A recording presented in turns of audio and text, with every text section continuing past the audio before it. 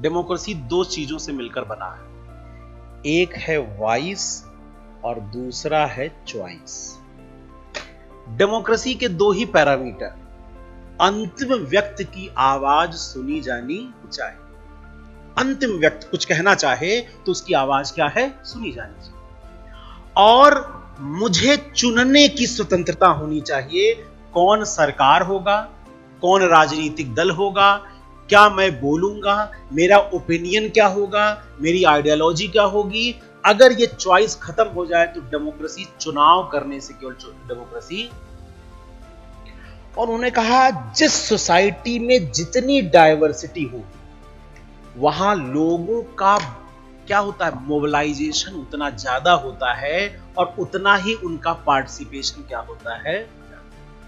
Diversity कम होगी, एक ही तरह के लोग रहेंगे तो बहुत से लोग पॉलिटिकल जो पार्टिसिपेशन है उसको क्या कर देते हैं।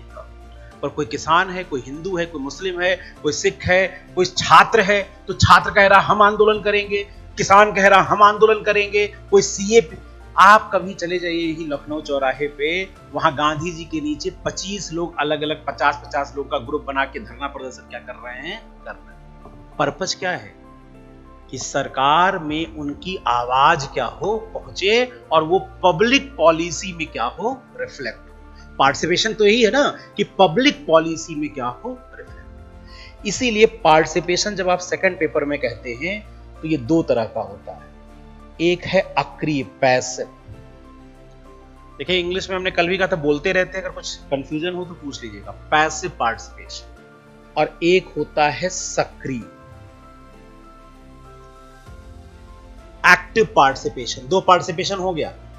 पार्टिसिपेशन दो तरह के डेमोक्रेसी में होते हैं, एक होता है पैसिव और दूसरा क्या होता है, एक्टिव। पैसिव पार्टिसिपेशन है कि जो ननकऊ है गांव का, देवरिया जिले में रहता है, ये केवल वोट डालता है, इसे वोट की वैल्यू के बारे में पता, इसलिए ये एक पाउच और एक दारू पर क्या कर सकता है, अपना वोट बेच सकता है। ये डेमोक्रेसी में वैल्यू क्रिएट करने में सक्षम नहीं। तो कहने को वो डेमोक्रेसी का पार्टिसिपेट कर रहा है, इलेक्शन में क्या कर रहा है, पार्टिसिपेट। कहते हैं डेमोक्रेसी यहां ना उसकी वॉइस है और ना यहां उसकी क्या है, चॉइस। सक्रिय क्या होता है, ननकऊ सक्रिय कब होगा पार्टिसिपेशन डेमोक्रेसी में, जब वो दो काम करे, तीन काम करे, वो वोट डाले और वोट की वैल्यू भी समझे। वो जान रहा है कि सरकार बननी है तो ये बननी है, और ये जो पॉलिटिकल पार्टीज का चार्टर है उसके हिसाब से हम वोट क्या कर रहे हैं, और दूसरा उसका पर्पज है, वैल्यू उसका, कि वो पब्लिक पॉलिसी को, लोक नीति को न केवल प्रभावित कर सके बल्कि उनकी अकाउंटेबिलिटी यानी जवाबदेहिता भी क्या कर सके, तय कर सके। दो चीजें समझिए।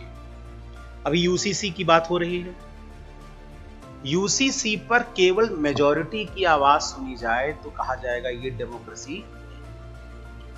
तो इसलिए देखिएगा नेट पे डाला गया है और कहा गया है आप अपना ओपिनियन उस पर क्या कीजिए, यानी जो पॉलिसी मुझसे जुड़ी हुई हो उस पर इंपैक्ट डालने में मैं कैपेबल हूं, और ये तभी होगा जब सिविल सोसाइटी और मीडिया उस देश में कैपेबल होगी। इसीलिए पेपर 2 में हमने कहा, सिलेबस में क्या लिखा है, सिविल सोसाइटी, और क्या लिखा हुआ है, रीजन क्या है, क्योंकि तभी मैं इंपैक्ट वहां पर क्या कर पाऊंगा, डाल पाऊंगा। और दूसरा, अगर कोई सरकार गलत करे तो उसके अगेंस्ट मीडिया के माध्यम से धरना प्रदर्शन या जो भी तरीका है, मैं उनकी अकाउंटेबिलिटी, उनसे क्वेश्चन, आरटीआई के माध्यम से, सिटीजन, जो भी तरीके हो, टूल्स हो, उनकी अकाउंटेबिलिटी को इंश्योर करने में क्या हूं, सक्षम।